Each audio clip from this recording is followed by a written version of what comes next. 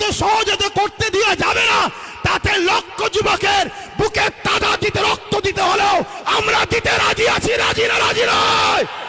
কিন্তু এরপরেও আগামী দিন শুধু রাস্তায় দাঁড়িয়ে দাঁড়িয়ে আমরা লড়াই করবো কেন? রাস্তায় দাঁড়িয়ে দাঁড়িয়ে কতবার চিল্লাবো? তাই আগামী দিন সেন্টার হোক, রাজ্য হোক, সব জায়গাতেই আমাদের পক্ষে উপযুক্ত পায়া দাঁড় করিয়ে রাখা দরকার আছে না নয়? আছে না নয়? আমি বলেছিলাম, আজকে আমার কথা মনে পড়ছে না, পড়েনি, আমি বলেছিলাম যে চেয়ারের একটা পায়া দরকার, বলেছিলাম না? আজকে বলুন তো, পুরো দেশ জুড়ে যদি আমাদের গুটাকুড়ি থাকতো, গুটাকুড়ি যদি থাকতো, সেটা আমার কথা বলছি না, হ্যাঁ 29টা এমপি আমরা বাংলা থেকে দিয়েছি না দিইনি? কথা বলেন, আপনারা দিয়েছেন না দেননি? তাহলে আজকে দেখার দিন এসেছে সে কি করে। কারণ আইন তো হচ্ছে সেখানে, সেখানে আপনি যদি বিরোধী হন তাহলে সেখানে লড়াই করছেন না, রাজপথে নেমে মুসলমানকে বোকা বানাচ্ছেন কেন? কি গো, বলা ভুল হচ্ছে নাকি? আওয়াজ দিয়ে বলো, বলা ভুল হচ্ছে?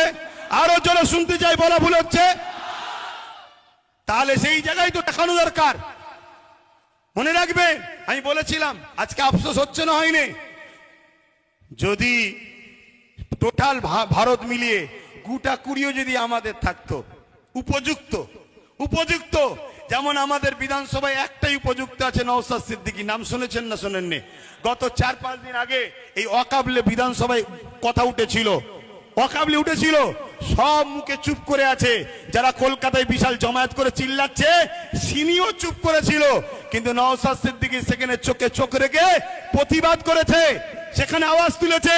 তাহলে আমি বুঝাতে চাইছি, এভাবে যদি পুরো দেশ জুড়ে আমাদের গোটা কুড়ি যদি এমপি থাকতো, যখনই বলেছিল ওয়াকফ সংশোধনের নামে এই এই এই এই বিল হবে, ওই গোটা কুড়ির মধ্যে থেকেই একজন উঠে চেয়ারটা ছুড়ে প্রথম মার, কেন তুই দেশের সংবিধানের বিরুদ্ধে কথা বলছিস।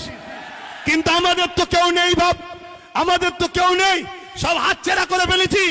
আজ শপথ নেন, আমাদের ভুল যদি ভাঙে, সময় যদি আসে, ওয়াকফ বিল এত সহজে তো করতে দেওয়া যাবে না। তাতে লক্ষ যুবকের বুকে তাজা দিতে রক্ত দিতে হলেও আমরা দিতে রাজি আছি, রাজি না রাজি নয়।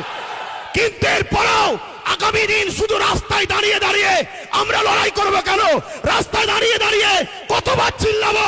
তাই আগামী দিন সেন্টার হোক, রাজ্য হোক, সব জায়গাতেই আমাদের পক্ষে উপযুক্ত পায়া দাঁড় করিয়ে রাখা দরকার আছে না নয়?